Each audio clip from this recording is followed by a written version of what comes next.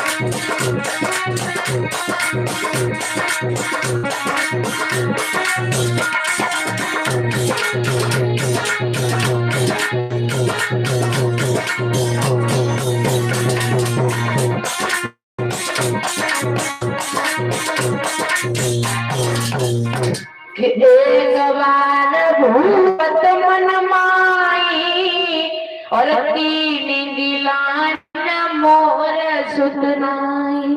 एक बार महाराज उत्तानपाद ने सोचा कि मैं कोई संतान पैदा नहीं हुई है, तो याद रखना मेरे भक्त श्रोता, संतान के बिना कष्ट बहुत हुआ करता है। जब महाराज को चिंता हुई तो याद रखना चिंता बहुत बुरी हुआ करती है। प्यार से नंदन पुत्र सुखदेव जी बोले हैं कि हे राजन परीक्षित, जब महाराज उत्तानपाद को चिंता हुई तो चिंता करना भी ठीक नहीं हुआ करता है, क्योंकि आप लोगों ने देखा होगा कि अगर गेहूं में घुन लग जाता है तो घुन गेहूं को धीमे धीमे अंदर ही अंदर पोला कर देता है। वैसे ही पीता है, खाता है, पीता है, लेकिन उसके जो अंदर चिंता लग जाती है वो कभी मिटती नहीं है और बताया भी जाता है।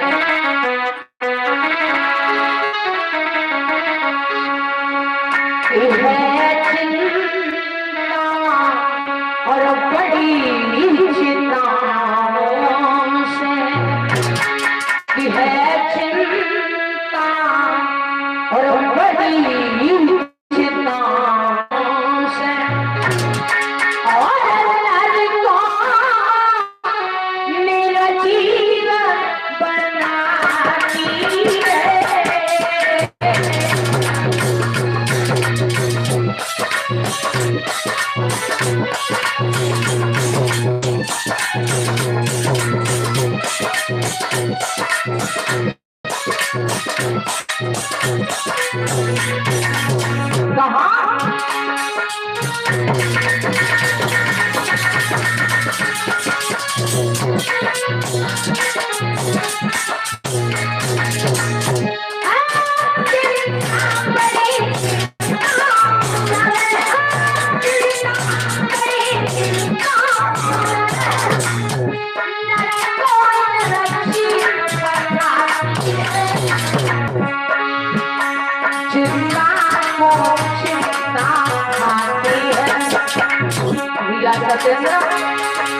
चिंता को चिंता आती है, मरने को चिंता सताती है।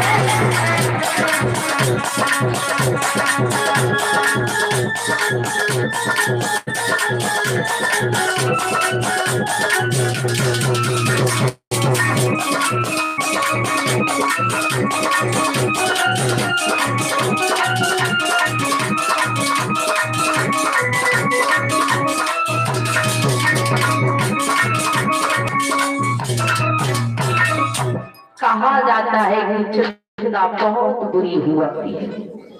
तो इधर श्री सुखदेव जी बोले हैं कि हे राजन परीक्षित, जब महाराज उत्तानपाद मंत्री ने देखा तो मंत्री कहने लगा, महाराज आप चिंता क्यों कर रहे हो, चिंता में क्यों फंसे हुए हो, ऐसा करो, ऐसा कीजिए, अगर तुम्हारा मन सभा में नहीं लगता हो तो 2-4 मिनट के लिए पत्नी के पास महलों में चले जाओ, जिससे कि तुम्हारा मन बहल जाएगा। महाराज उत्तानपाद उसी समय सभा को छोड़ करके महलों के लिए चले हैं। जब वो महलों के लिए चले हैं, क्या देखा है, रानी सुनीति घुटनों में सर छिपाए आंगन में बैठी भपक भपक करके रो रही थी। महाराज को आते हुए देखा और महाराज ने रानी को देखा तो महाराज उत्तानपाद कहने लगे, मेरी रानी को कहे, मेरे प्राण प्रियो को कष्ट है क्योंकि मैं इसी संतान के बिना। जैसे ही महाराज को देखा, रानी सुनीति एकदम से उठ करके खड़ी हो गई, महाराज का हाथ पकड़ लिया, पलंग को बिछा दिया, पलंग पर बैठाया और महाराज से कहने लगे, महाराज आप आज चिंतित क्यों हो, पहले आते थे तो तुम्हारा चेहरा एकदम से खिला हुआ नजर आता था, क्या हुआ है। महाराज उत्तानपाद बोले हैं, रानी सुनीति मैं तुम्हें क्या देख रहा हूं, तुम रो रही हो। सुनीति ने कहा, महाराज रोने के अलावा मेरे पास चारा है क्या, सारी जिंदगी रोना ही है, विधाता ने मेरी किस्मत में रोना ही लिख दिया है और भगवान ने मेरी किस्मत में दुखों का ही सामना लिखा है, इसलिए महाराज रोने के अलावा मेरे पास में है ही क्या है। महाराज मैं सिर्फ तुमसे एक बात कहना चाहती हूँ, तुम बताए तुम तो सारे दिन रात पाठ संभालने में लगे रहते हो, अगर मैं करती हूँ तो बाहर की भी स्त्रियों मुझे पांच की दृष्टि से देखती है, बड़ा वाला कहती हैं और महाराज तुम भी निवल कहते हो। लेकिन मुझे सबसे ज्यादा दुख इस बात का होता है, लाखों की दौलत है, लाखों की संपत्ति है, लेकिन आगे चलकर के महाराज इस गद्दी का मालिक कौन बनेगा। राज गद्दी को संभालने वाला कोई दीपक ही नहीं बैठा हुआ है। अगर भगवान ने मुझे कोई बेटा नहीं दिया, प्रभु मुझे बेटी दे देता, हम बेटी के सहारे भी खुश रहते।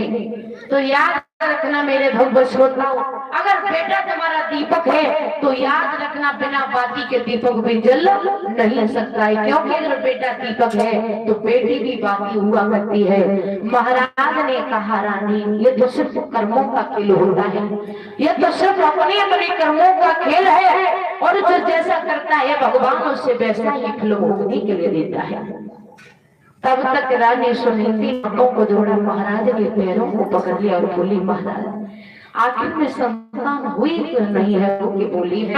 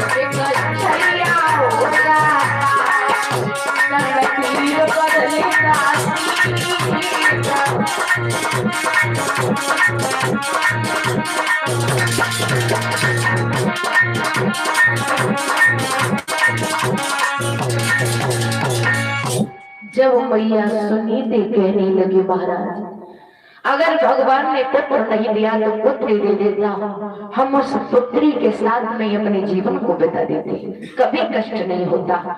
लेकिन महाराज कष्ट तो इसलिए होता है कि सारी जिंदगी कट गई, भगवान ने पुत्र ना पुत्री कोई नहीं दिया है। लेकिन वैसे कर्मों की ही खोटी हूँ जो भगवान ने मुझे संतान नहीं दी है। तो श्री सुखदेव जी बोले हैं कि हे राजन परीक्षित, जब महाराज उत्तानपाद ने ये बात सुनी है तो महाराज उत्तानपाद रानी सुनीति को समझाने लगे, कहने लगे क्या बात हो, रोना धोना छोड़िए, क्यों मैं मतलब में रोती हूँ, अगर अभी भी कुछ है, अगर भगवान की मेहर होगी तो हमारे संतान अभी भी हो सकती है, इसलिए धैर्य धारण कीजिए, परमात्मा के ऊपर विश्वास रखिए। तब तक मैया सुनीति ने हाथों को जोड़ा और महाराज के पैरों को पकड़ लिया और कहा, महाराज अगर आपको बुरा ना लगे तो मैं आपसे एक बात कहना चाहती हूँ। महाराज कहने लगे, कहिए आप कहना क्या चाहती हो। सोई मेरे भगवान श्रोता उड़ानी ने पैरों को पकड़ा है, आंखों से अश्रुधारा बह रही है और रो के बोली, महाराज मेरी बात सुनो और जवाब दिया।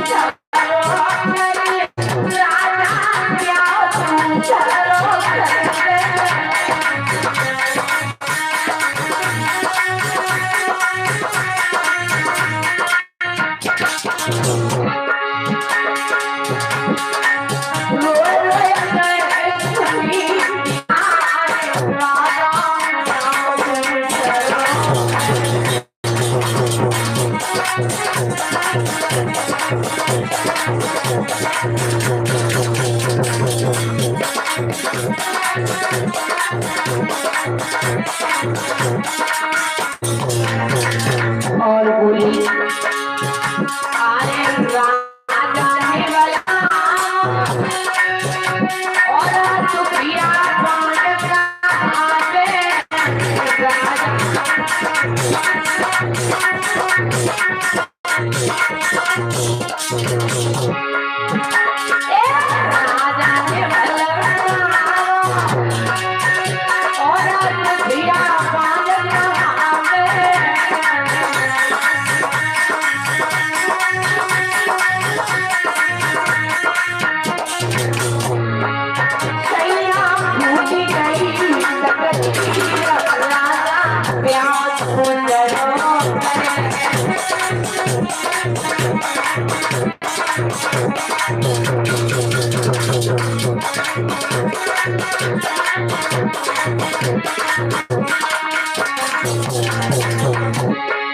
रोए रोए गाए सुनी की नारी माला में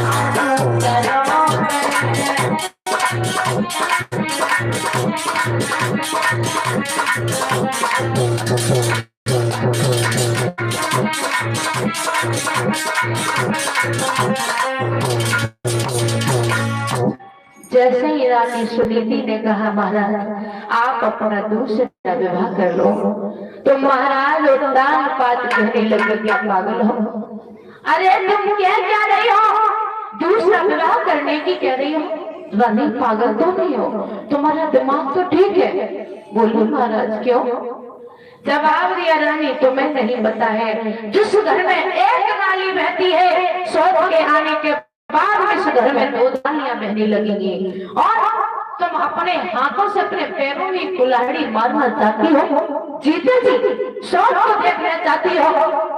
रानी ने कहा महाराज तुम्हें नहीं पता है, जो आप दूसरा विवाह करोगे, जो भी मेरी छोटी बहन आएगी, मैं कभी उसे दुख नहीं दूंगी, और कभी भी वो मुझसे चाहे कुछ भी कहती रहे, लेकिन मैं उसे कभी कुछ नहीं कहूंगी। इसलिए महाराज अगर मेरे संतान नहीं हुई है, मेरे से महाराज आगे तुम्हारा वंश तो नहीं बढ़ेगा, लेकिन आप अपना दूसरा विवाह कर लो, शायद भगवान की मेहर से जो दूसरा विवाह होगा, अगर उसकी संतान हो गई तो महाराज तुम्हारा नाम चल जाएगा।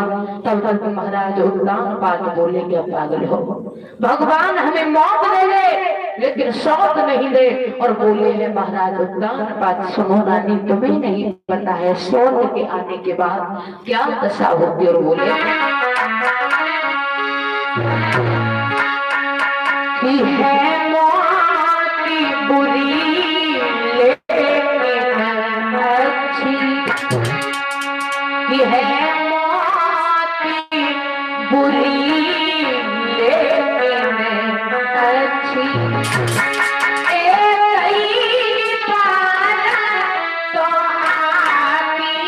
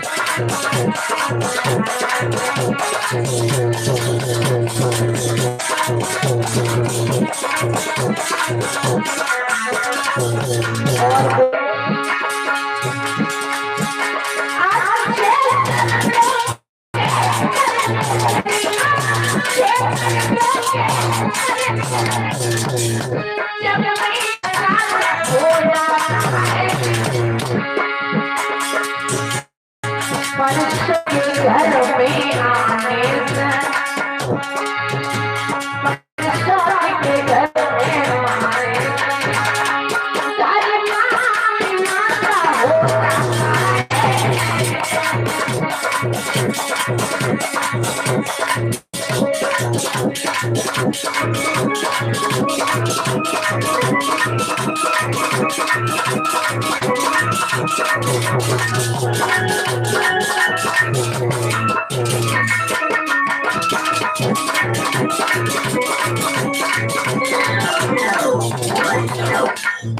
बोलिए वृंदावन बिहारी लाल की।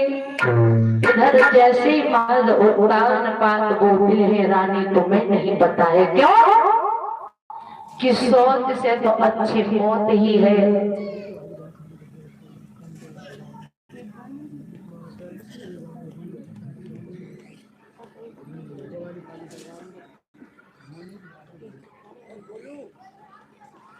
और बोले हैं रानी तुम्हें नहीं पता है क्योंकि सौत से तो मौत ही अच्छी है, क्योंकि भगवान एक ही बार मौत आती है, लेकिन सौत तो ऐसी होती है दिन रात छाती कोई जलाती रहती है, तासे भगवान मौत दे दे लेकिन सौत ना दे।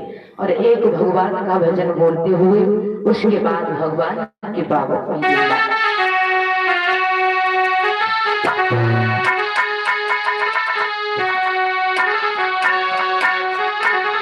सब लोग बोलेंगे ताली बजा करके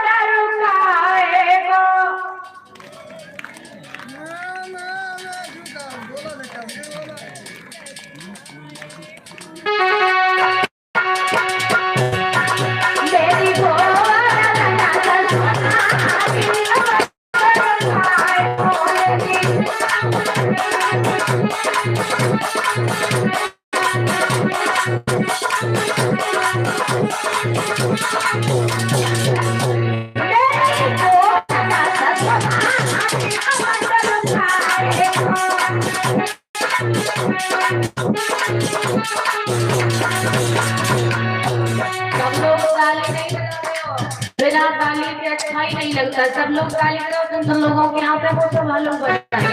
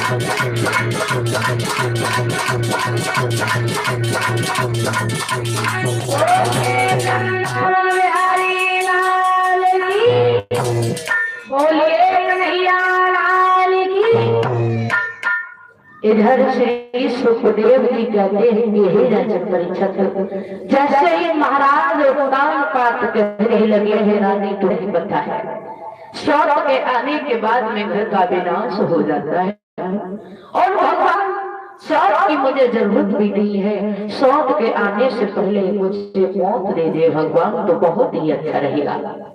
श्री सुखदेव जी बोले हैं कि हे राजन परीक्षित, जब रानी सुनीति ने महाराज उत्तानपाद से बार बार कहा है तो महाराज उत्तानपाद कहने लगे हैं अगर रानी नहीं मान रही हो तो मैं विवाह करने के लिए तैयार हूं, लेकिन याद रखना महलों में आते ही आते तेरी खुआरी कर देगी, तुझे महलों से निकाल देगी। सुनीति बोली महाराज मुझे बिल्कुल भी कष्ट नहीं होगा, क्योंकि मैं उसे अपनी छोटी बहन समझूंगी और अगर उसके जो कोई संतान मैं उसके पुत्र को भी खिलाती रहूंगी। महाराज उत्तानपाद दूसरा विवाह करने के लिए तैयार हो जाते हैं। जब दूसरा विवाह करने के लिए तैयार हो जाते हैं तो याद रखना मेरे भगवत श्रोताओं, महाराज उत्तानपाद ने अपना दूसरा विवाह छोटी रानी सुरुचि के साथ किया। सुरुचि के साथ हुआ है, यानी सुरुचि उससे कहते जो स्वयं में ही रुचि रखे, उसे दूसरों से कोई मतलब नहीं, यानी खुद में ही स्वयं सुरुचि। तो सुरुचि के साथ हुआ और विवाह करने के बाद में महाराज डोला को लेकर के अवध के लिए चले हैं। जब डोला अवध के लिए आया है और अवध के नर नारियों को मालूम पड़ा है कि महाराज दूसरा विवाह करके लौट रहे हैं तो अवध के लोगों ने बड़ा ही खुशियां मनाई है। और हुआ क्या है,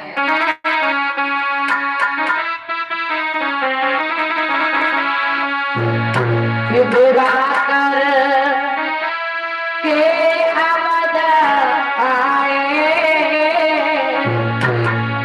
विवाह कर के अवध आए, खुशी सबने मनाई।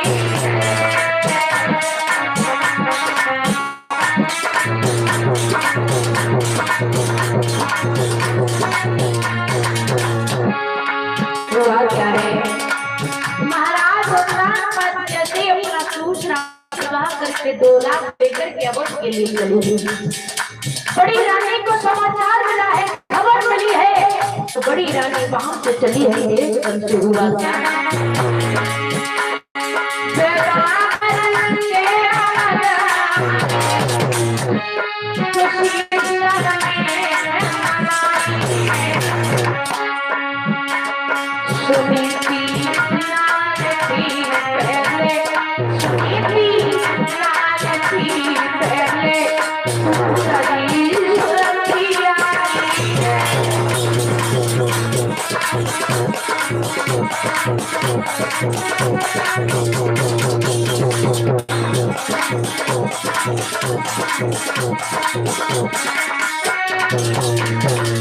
हुआ क्या है,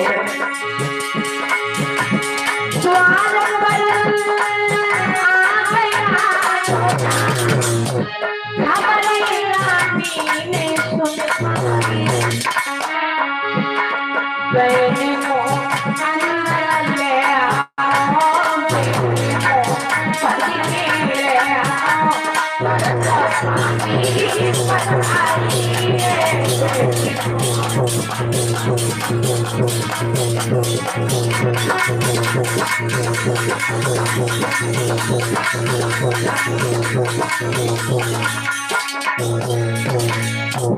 जैसे ही महाराज ने डोला अपने दर पर लेकर के आया और घर मेरे भगवत श्रोताओं बड़ी रात को समाचार मालूम पड़ा है कि हमारे महाराज दूसरा विवाह करके लौट रहे हैं। दूसरा विवाह करके लौट आए हैं, दरवाजे पर डोला खड़ा है। बांदी को बुलाया और बांदी से कहा, बहन बांदी तू खड़ी खड़ी हमारे मुंह की तरफ क्या देख रही है? मेरे महाराज दूसरा विवाह करके डोला दरवाजे पर खड़ा है, जल्दी से आरती का थाल सजा और बड़े सम्मान के साथ में, बड़े आदर के साथ में मेरी बहन को अंदर महलों में प्रवेश करा। बांदी ने आरती का थाल सजाया है। आरती का थाल सजाने के बाद में लेकर के चली है।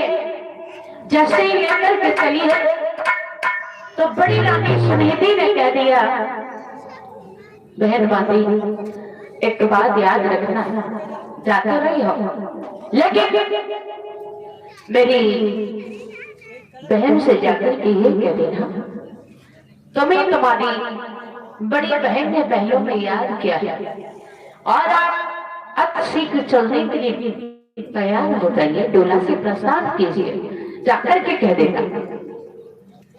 बांदी वहां से चली है आरती का थाल लेकर के। जब आरती का थाल लेकर के चली है तो याद रखना मेरे भूपस्ताओं, डोला के पास में पहुंची है और डोला के पास में पहुंच करके मेरे भक्त श्रोताओं आरती का थाल है, आरती करने लगी है और कहने लगी, बहन महारानी आइए, डोला से पैर नीचे रखो, तुम्हें तुम्हारी बड़ी बहन ने महलों में याद किया है। जैसे ही बड़ी बहन का नाम लिया है तो याद रखना, छोटी रानी सुरजी बोली, ए बांदी क्या कह रही है? मेरी बड़ी बहन है? अरे मेरी तो कोई बड़ी बहन है भी नहीं, और याद किसने किया है? बांदी बोली, तुम्हें नहीं पता है? यानी तुम्हारी सौत, तुम्हारे महाराज की बड़ी वाली पत्नी। जैसे ही बड़ी पत्नी सौत का नाम सुना बोली, बांदी क्या तू सच कह रही है घर में सौत है? जवाब दिया, बिल्कुल सौत है, पैर तो नीचे रखो, चलो सौत से मिलाए देंगे। सोई कहने लगी, छोटी रानी सुरजी बहन बांदी, मैं डोला से पैर ऐसे नीचे नहीं रखूंगी, मेरे महाराज को बुला कर पिला। बांदी वहां से चली है, महाराज उत्तान पाठ के पास में पहुंची और महाराज उत्तान पाठ के पास में पहुंच करके कहने लगी, महाराज तुम्हारी छोटी रानी डोला से पैर नीचे नहीं रख रही है और उन्होंने तुम्हें बुलाया है।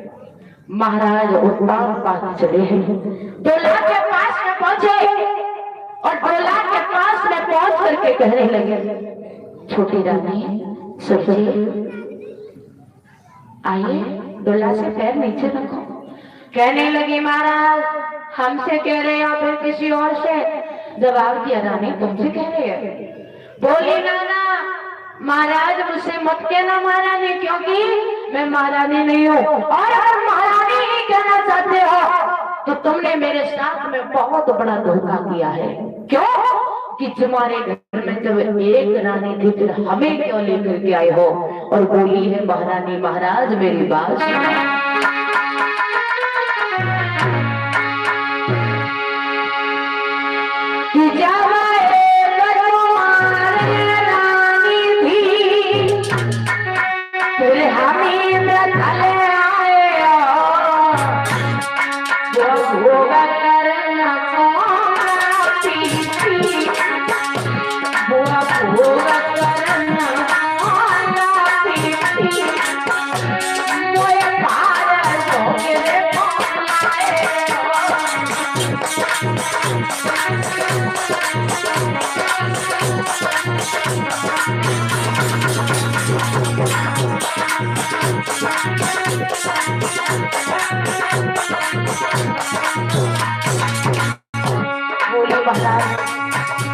जब एक रानी फिर हमें व्यर्थ ले आए होता है। जब एक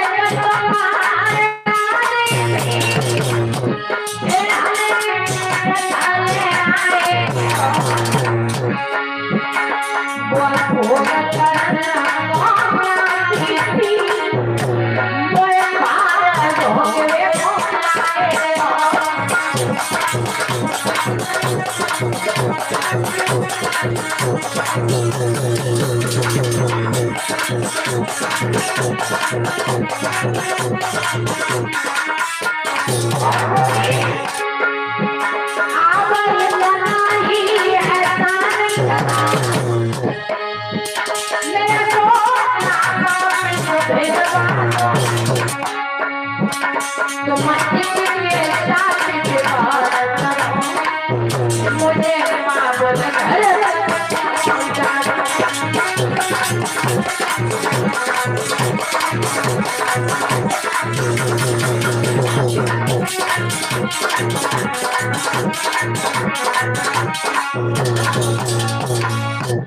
जैसे महाराज से कहा तो महाराज उत्तानपाद बोले क्या हुआ?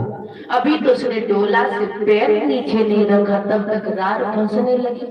इधर मेरे भगवत श्रोताओं, जब बड़ी रानी सुनीति को मालूम पड़ा है कि डोला लौट करके जा रहा है तो एकदम से भागी और डोला के पास में पहुंची। डोला के पास में पहुंच करके क्या हुआ है, छोटी रानी सुरजी के हाथों को जोड़ा और कहा, बहन क्या कह रही है, डोला वापस जाएगा?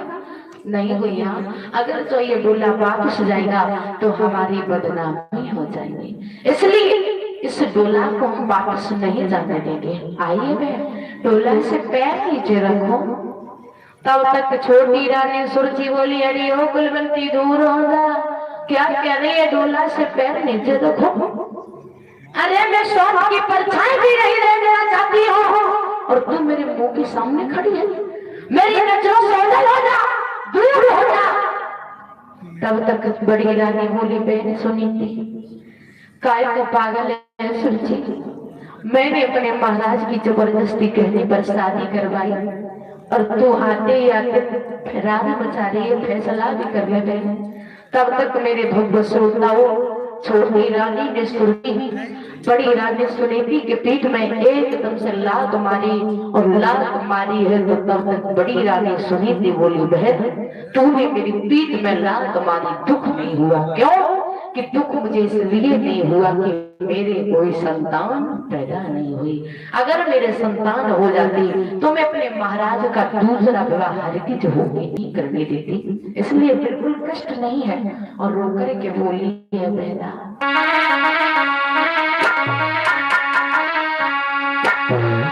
क्या मेरी पीठ में मारी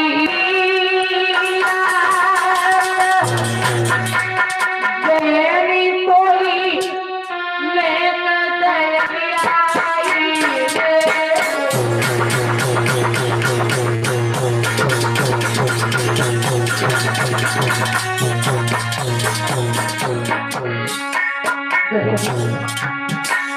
तू मेरी पीठ में लात मारी है, दुख नहीं है?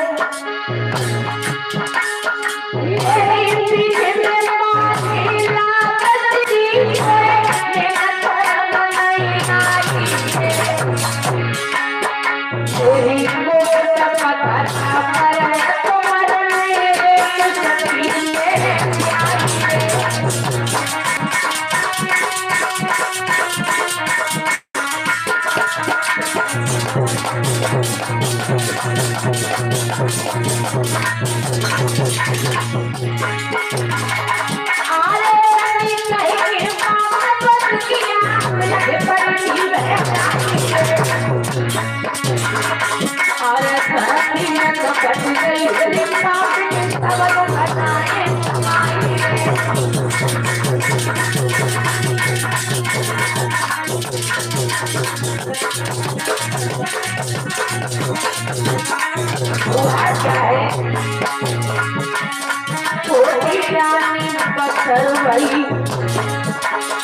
छोटी पत्थर भरी कले नाई पे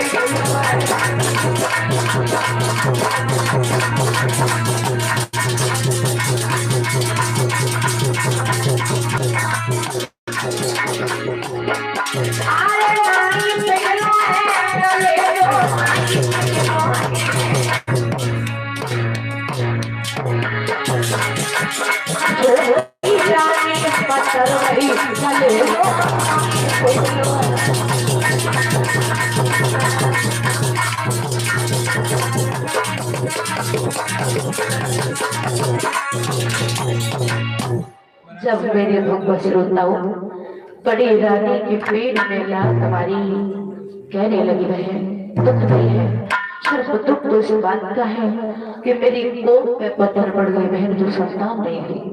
अगर मेरे संतान हो जाती तो मैं अपने महाराज का दुआ नहीं होने देती।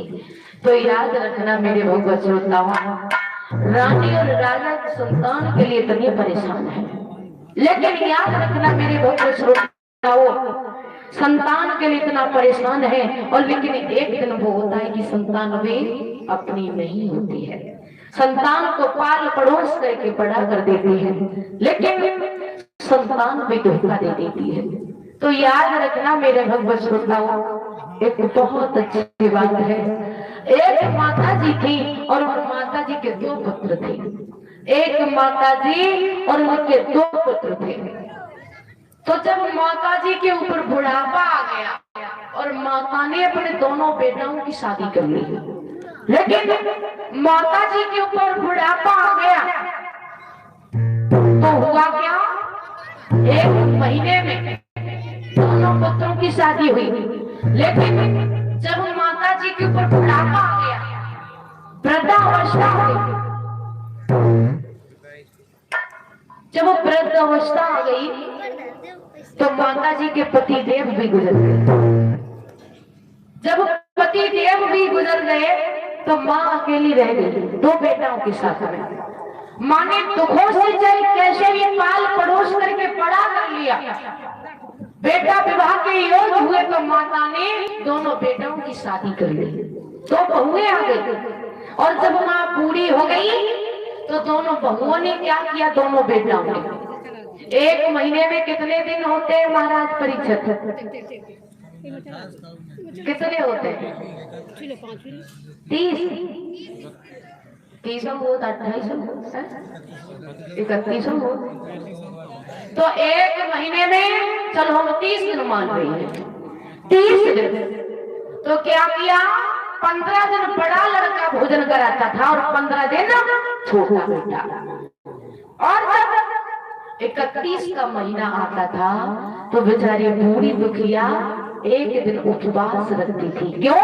कि कोई भोजन नहीं कराएगा, क्योंकि भोजन तो सिर्फ 30 दिन का है, 15 दिन कराएंगे और 31 का महीना है तो भोजन नहीं मिलेगा। तो दुखिया बेचारी दुखी से विवश मजबूर होकर के 31वें दिन उपवास रखा करती थी। और एक दिन क्या हुआ कि एक दिन बड़ा लड़का और बड़ी बहू कहीं एक पार्टी में जा रहे थे। तो बड़ी बहू ने और बड़े लड़का ने माता जी से कहा, माता आज हमें को पार्टी में जाना है, आज शाम का भोजन तुम अपने हाथों से बना करके खा लेना। तो बूढ़ी मैया ने कहा, बहू बूढ़ी हो, गैस चूल्हा चलाना नहीं आता है, भोजन कैसे बनाऊंगी, आंखों से दिखाई नहीं देता है। तो बड़े लड़के ने जवाब दिया, मैया अगर तुझे गैस चूल्हा चलाना नहीं आता है तो पास में एक अनाथ आश्रम है, वहां चली जा, आज का भोजन वही कर लेना।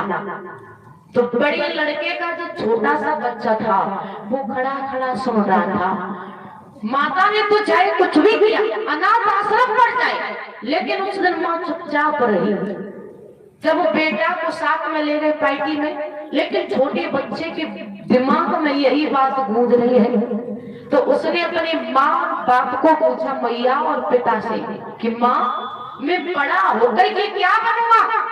तो माँ ने बाप ने कहा, बेटा तू पढ़ लिख करके बड़ा ऑफिसर बनेगा, बड़ा तू कोई अधिकारी बनेगा।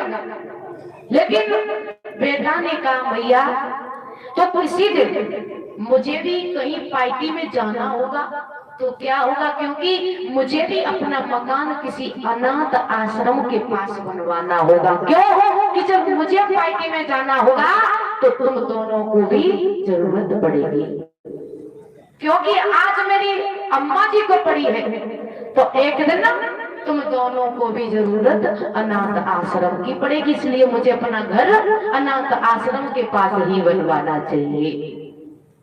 तो देखिए, याद रखना मेरे भक्त श्रोताओं, जब अगर तुम अच्छा करोगे तो संतान के ऊपर भी यही प्रभाव पड़ता है कि संतान भी हमारी अच्छे ही कर्म करेंगे। अगर हमारे माँ बापों के कोई अच्छे गुण नहीं है, उनमें हमेशा अब गुणों के अलावा अगर उनके अंदर देखा जाए तो जैसा पिता करता है वैसा ही बेटा करता है। लेकिन आप लोगों ने देखा होगा जब बेटा पैदा होता है तो क्या होता है, महाराज पहले की बातें छोड़ो लेकिन अब की बातों में ध्यान दिया जाए। अब घर में बेटा पैदा होता है तो महाराज ज्यादा नहीं डीजे बजवा दीजिए, क्योंकि खुशी है तो चलो डीजे बजवाई देते हैं ना। तो याद रखना जब डीजे बजता है ना तो वो बच्चा भी डीजे ही हो जाता है, उसे भी डीजे से ही मतलब है। अगर बच्चा पैदा होता है तो कोई वेदों का बयान करवाया जाए, अगर किसी शास्त्रों को पढ़वा दिया जाए तो क्या बेटा संस्कारी नहीं हो सकता है? क्या बेटा राम लक्ष्मण नहीं बन सकता है? बताइए। लेकिन हमारे माताएं बताइए बच्चों को संस्कार देते हैं, अगर वही अच्छे संस्कार देंगे तो आज भी बेटा राम लक्ष्मण बन करके दिखा सकते हैं, लेकिन नहीं होता है। अब बेटाओं की बात छोड़ो, माताओं की बात सुनो। जब माताएं गर्भ को धारण करती हैं तो पहले की मेरी माताएं अपने कमरे में कहीं कन्हैया जी की, कहीं राम की, कहीं भगवान की फोटो लगा लेती थी और मन में यही सोचती थी सब कि अगर मेरा पुत्र हो तो कन्हैया जैसा हो, राम जैसा हो। लेकिन अब की माताएं क्या करती है, अब तो कमरे में फोटो लगे मिलेंगे किसके, शाहरुख खान, बॉबी देओल है ना, अजय देवगन, हीरो के फोटो लगा लेती हो, कहती है हमारे बच्चा हीरो बन जाए, है ना। तो फिर वो हीरो ही हो जाता है, क्योंकि सारे दिन गलियों में घूमता है, शाम को कोई ना कोई हुलाना लेके आ जाता है, तो वो हीरो ही हुआ। लेकिन मेरा तो यही कहना है माताओं से, भाइयों से, कि अगर बच्चों को अच्छे संस्कार दोगे तो बच्चा आगे बढ़ करके बच्चा भी उन्नति कर सकता है, अपने नाम को रोशन कर सकता है। क्योंकि तुम्हारा तो जीवन चाहे जैसे भी गुजर गया हो, लेकिन बच्चों की जिंदगी के साथ खिलवाड़ नहीं करना चाहिए। बच्चों को अच्छे संस्कार दें और बच्चों को आगे बढ़ने की, आगे चलने के लिए सच्चाई के रास्ते पर चलाने का ध्यान दें। बोले वृंदावन बिहारी लाल की, बोले कन्हैया लाल की। इधर श्री सुखदेव जी बोल रहे हैं, जैसे ही मेरे भक्त श्रोताओं पेट में लात वाली बोली में दुख नहीं है, क्यों कि संतान नहीं हुई है इसलिए। लेकिन भैया तेरे पैर पड़ रही है, तेरे हाथ जोड़ रही है, डोला मेरा वापस नहीं चाहिए। अगर डोला वापस चला गया बहन बहुत बड़ी बदनामी हो जाएगी, इसलिए डोला नहीं जाएगा। और तब तक छोटी रानी सुरची बोली, महाराज देख रहे हो ये कुलवंती क्या कहती है। महाराज उत्तान पाठ चुपचाप खड़े हैं, ना ही तो हाँ करते हैं ना ही ना कर रहे हैं। तब तक छोटी रानी बोली, महाराज कान खोल के सुन लो, अगर मुझे रखना चाहते हो तो इसी वक्त सोत को महलों से निकालना होगा, और अगर उसे रखना चाहते हो तो मुझे मेरे पिताजी के यहाँ पर छोड़ कर दिया।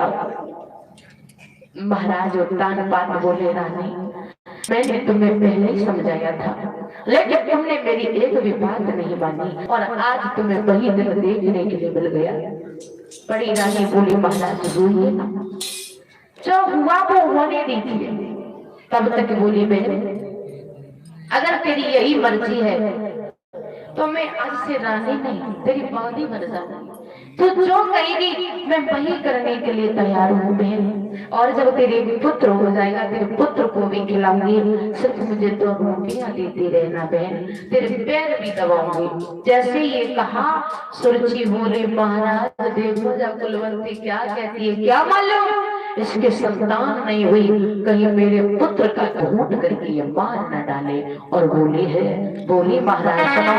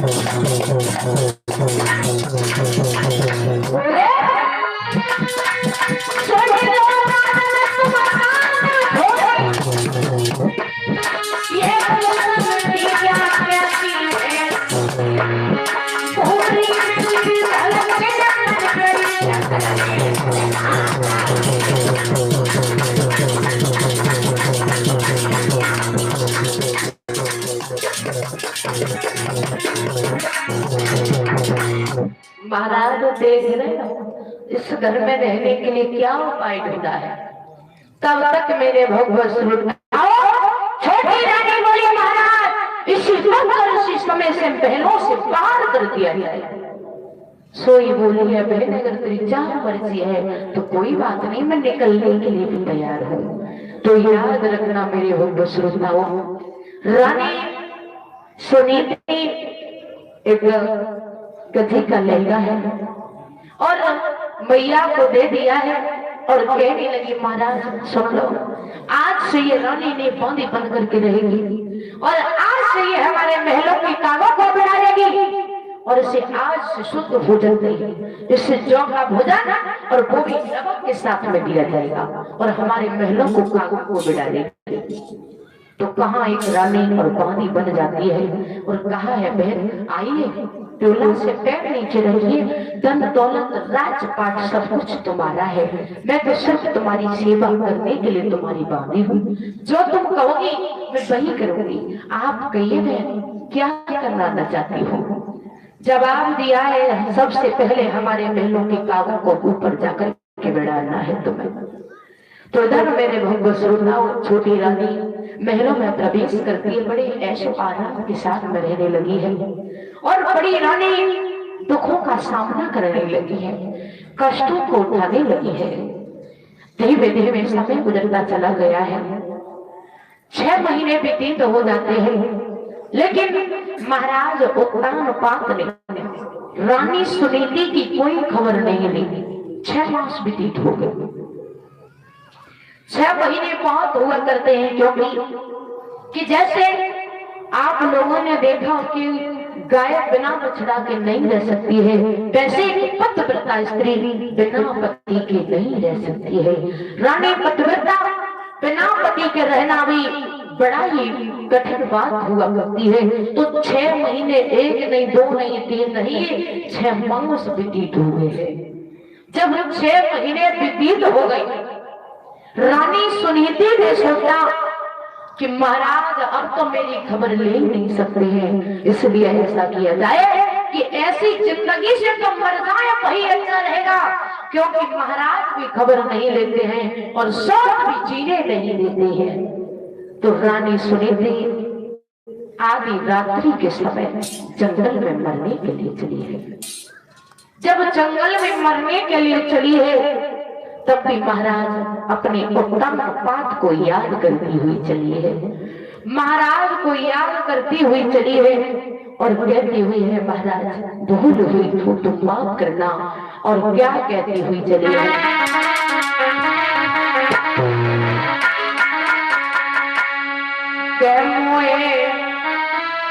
याद पिया तेरी आय रही है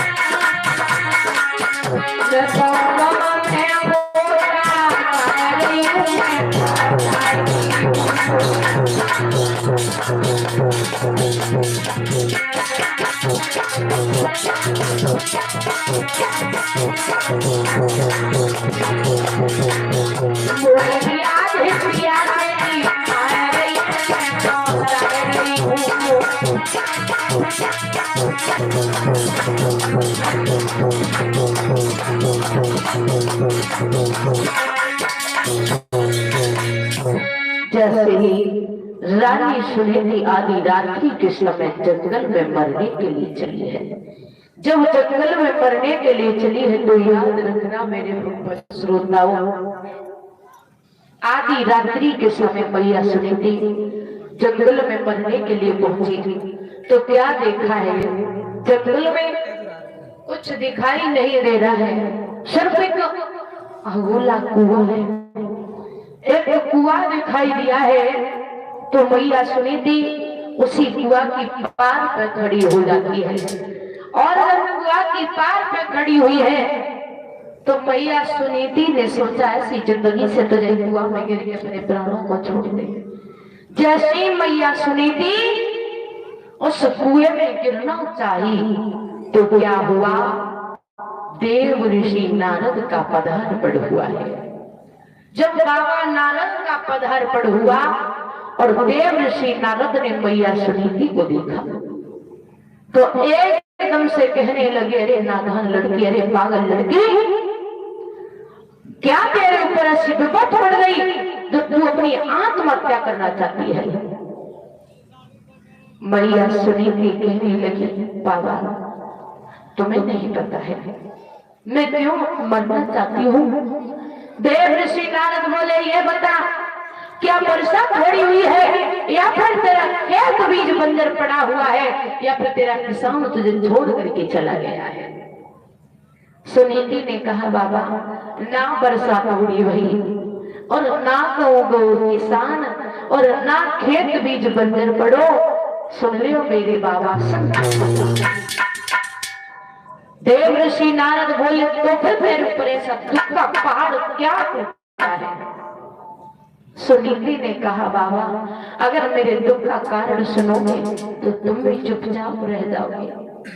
कहने लगी, बाबा मेरा नाम है सुनीति और पति का नाम है उत्तानपाद और मेरे ससुर का नाम है मनु पिता। मैं इसलिए मरना चाहती हूँ कि मेरे कोई संतान पैदा नहीं हुई है और मेरे संतान पैदा नहीं हुई और मैंने अपने महाराज का जबरदस्ती करवाया। विवाह करवाने के बाद में जो सौत आई है उस सौत ने मुझे पहलों से डाल दिया, इसलिए बाबा मैं मरना चाहती हूँ। देव ऋषि नारद बोले, अरे पागल लड़की, तो एक संतान की खातिर मरना चाहती है? अगर संतान नहीं हुई तो तूने सोच कैसे लिया कि मैं मर जाऊं तो अच्छा नहीं? लेकिन याद रखना मेरे भक्त श्रोताओं, देव ऋषि नारद बोले, अरे पागल लड़की, अगर संतान की बात है तो जा, हम तुझे वरदान देते हैं, तेरे संतान अवश्य होगी। सो ये सुनीति बोली, बाबा आज हम समझ गए कि संत महात्मा भी मजाक किया करते हैं, आप भी हमारी हंसी बना रहे हैं, मेरी मजाक उड़ा रहे हो। क्यों?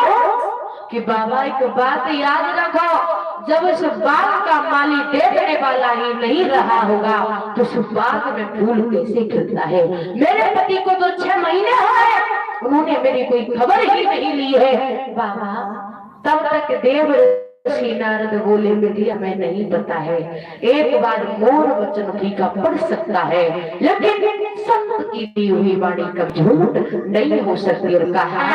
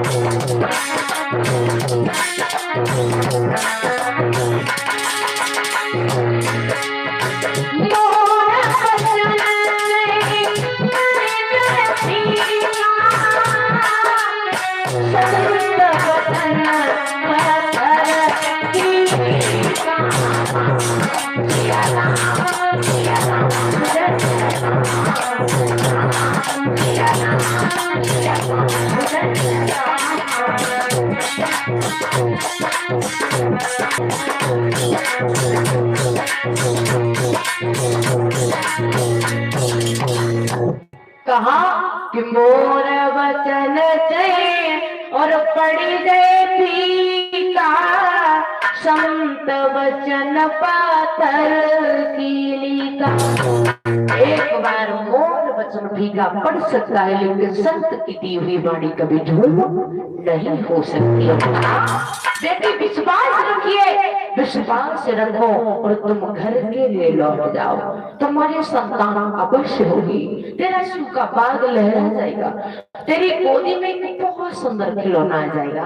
बेटिया लौट जा, लेकिन अपने मुंह से किसी को बुरा भला मत कहना, किसी को गालियां मत देना, आराम से सोना। इधर मेरे भक्त श्रोताओं, मैया सुनीति को बाबा नारद की बात पर विश्वास हो गया और मैया सुनीति बड़े ही प्रेम के साथ में वापस लौट आती है। जब वापस लौट आती है तो याद रखना मेरे भक्त श्रोताओं, धीमे धीमे समय गुजरता चला गया है। और जब समय गुजरता चला गया है तो कुछ समय व्यतीत होने के बाद में मेरे भक्त श्रोताओं, इधर श्री सुखदेव जी बोले हैं कि हे राजन परीक्षित, अंत में धीमे धीमे समय गुजरने के बाद में हुआ क्या है। तो जब महाराज, एक दिवस की बात है, महाराज उत्तानपाद ने सोचा कि काफी दिन हो गए, कहीं हम शिकार खेलने के लिए नहीं गए हैं। तो महाराज उत्तानपाद घोड़ा पे सवार होकर के और शिकार खेलने के लिए चले हैं। जब शिकार खेलने के लिए चले हैं तो याद रखना मेरे भक्त श्रोताओं, जब शिकार खेलने के लिए चले, साथ में 2-4 मंत्रियों को लिया है और मंत्रियों को लेकर के चले हैं। जब घोड़ा पे सवार होकर के चले हैं, आगे आगे महाराज उत्तानपाद का घोड़ा है, पीछे पीछे राजा और सभी मंत्री चले हैं। धीमे धीमे महाराज उत्तानपाद एक वन के बीच में पहुंचे हैं। जब वन के बीच में पहुंचे तो वन के बीच में पहुंच करके महाराज को एक हिरण दिखाई दिया है। जब एक हिरण दिखाई दिया है तो हुआ क्या, महाराज उत्तानपाद उसी हिरण का पीछा करने लगे हैं। जब उस हिरण का पीछा करने लगे हैं तो पीछा करते करते महाराज उत्तानपाद काफी दूर निकल जाते हैं। जब वो काफी दूर निकल जाते हैं और इधर जो साथ में मंत्री थे, आज वो पीछे रह करके लौट जाते हैं। जब पीछे रह जाते हैं तो लौट जाते हैं और जैसे ही लौटे हैं तो इधर आकर के समाचार दिया है, जाने तुम्हें नहीं पता है तुम्हारे महाराज शिकार खेलने के लिए गए हैं और उन्हें शिकार खेलते खेलते शाम भी हो सकती है, रात भी हो जाएगी, सुबह भी हो सकता है। इधर मेरे लोग श्रोताओं, महाराज उद्यान पात को शिकार खेलते खेलते काफी समय हो गया, लेकिन हिरन हाथ नहीं आया। और जब शाम रात्रि होने को आई है तो महाराज उद्यान पात ने अपना घोड़ा तुरंत ही लौटाया।